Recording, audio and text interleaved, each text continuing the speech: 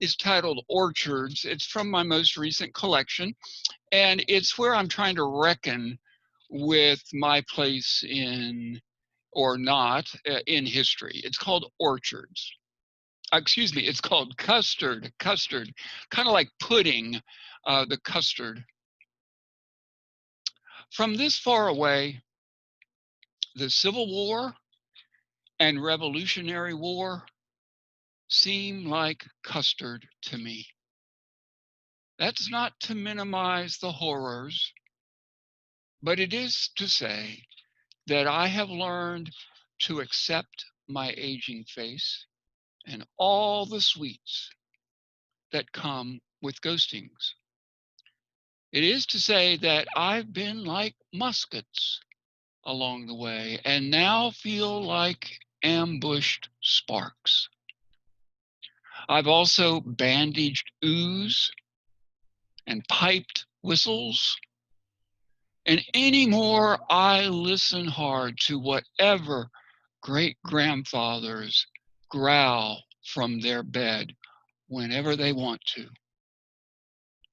I've held West Virginia in my arms as any maiden aunt would. And I've tasted puddings and smelled cornfields. Nothing else surrounds my years as such knowing does. Nothing else silhouettes my insides as candles can. And surely nothing will ever race down my ravines, hat in hand, like these chills do. About 2 years ago, I began an informal initiative called poetryxhunger Nice. to bring poems and poets to bear in the anti-hunger cause. I call it poetryxhunger.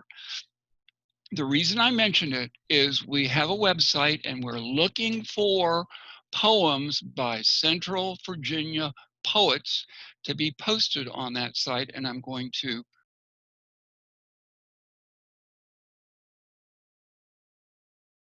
email address in the chat room for poetryxhunger.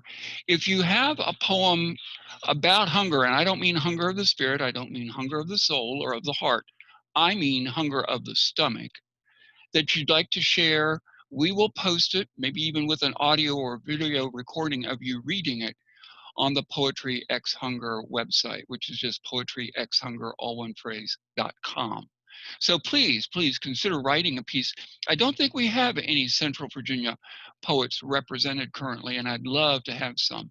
So in that vein, here's a piece that I wrote a while back, well, about a month ago, actually, called Bread in Hand, in praise of all of those who provide us with the food that we enjoy. Bread in hand.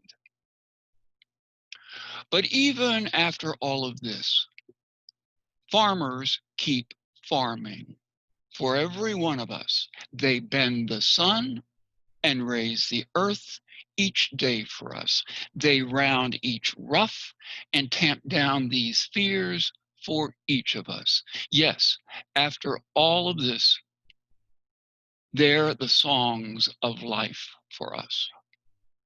And even after all of this, the grocers, pickers, baggers, stackers, sorters, drivers, checkers, and sweepers too are here for us. Like bowls of life, they give us each our everyday, and so renew that sense of trust for us. And even after all of this, and just as much, are those who volunteer to serve the soup, the ones who help and give and care on our behalf. Their hands and hearts shape our thanks. No matter what else happens, they are life itself for us. And yes, even after all of this, these days seem like troubled fields to us, with deep shadows across the views.